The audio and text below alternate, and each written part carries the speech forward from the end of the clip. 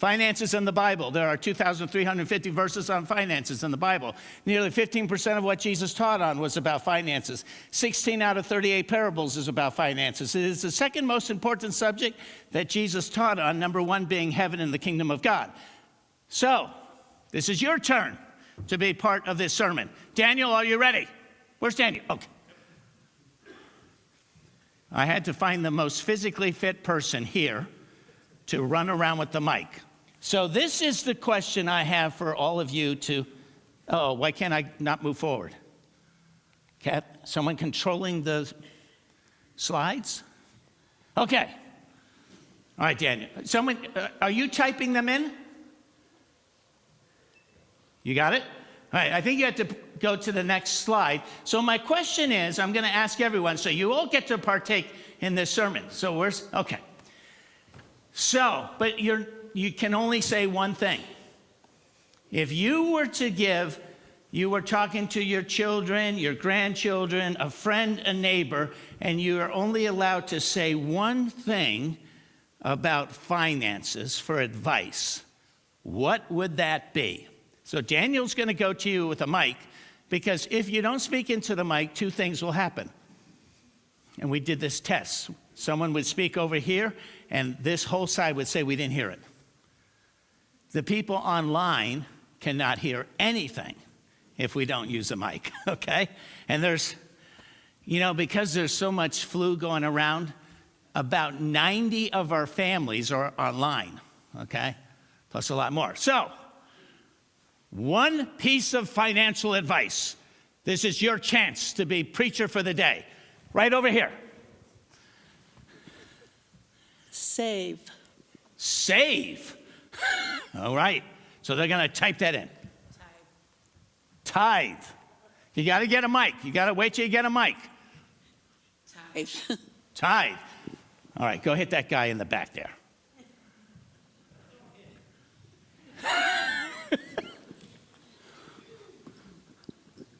Have a budget. Have a budget. Okay. Dale, over here.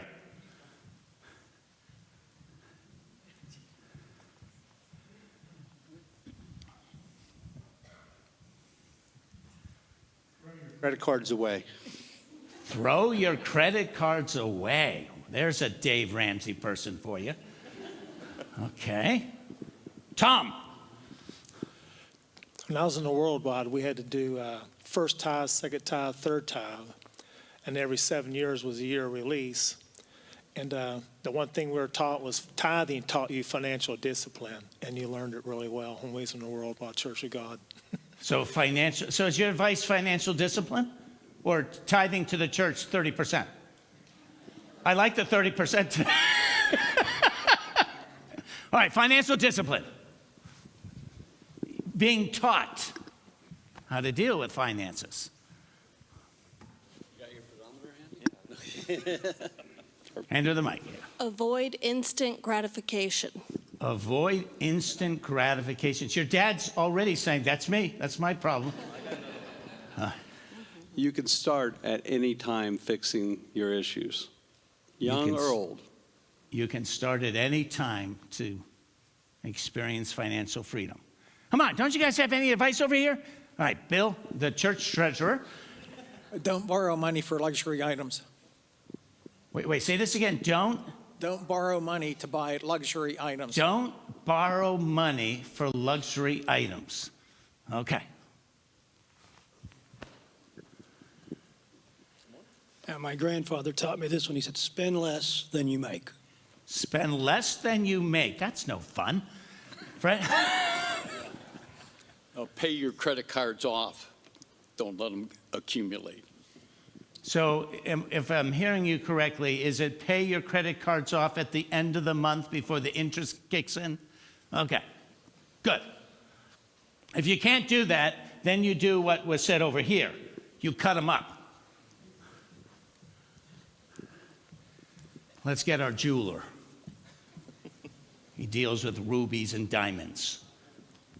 Invest in your future. Invest in your future. All right. Anyone else? This is your chance, preacher for the day.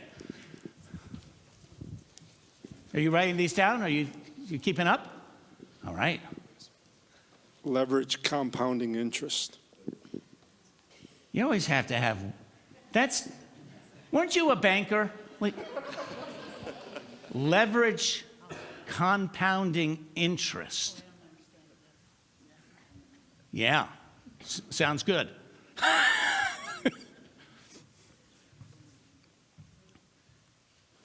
I don't know how relevant this is anymore, but how to balance a checkbook. 'Cause I know in school they taught us how to balance checkbooks. Balancing a checkbook. Who uses checks anymore? All right, anyone else? Ross, the church bookkeeper. Wait for sales when you can. Wait for sales. Even at the grocery store. If it's not on sale this week, it probably will be next. Yes. Everything goes on sale sooner or later. Surround yourself with financially like-minded people. And I assume you're talking about your wife. Oh, yeah. All right. So let's, can you take me, yeah, thank you, Daniel. Let's go back to the first service.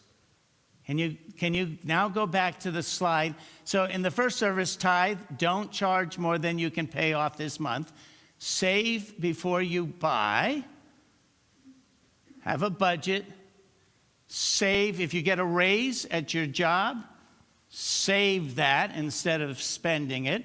Don't spend your overtime money. Save that.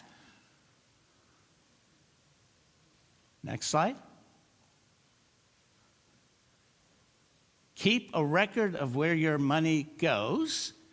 Don't buy anything unless you absolutely need it.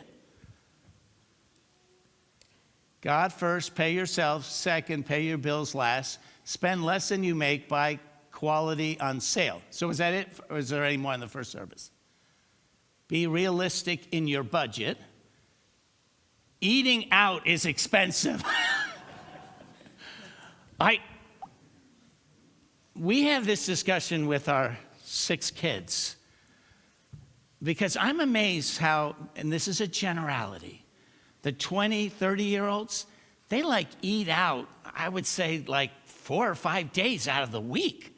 And they see it as a necessity, but I'm telling you, a lot of money. Don't buy the newest trend. So, all right, so was that it for the...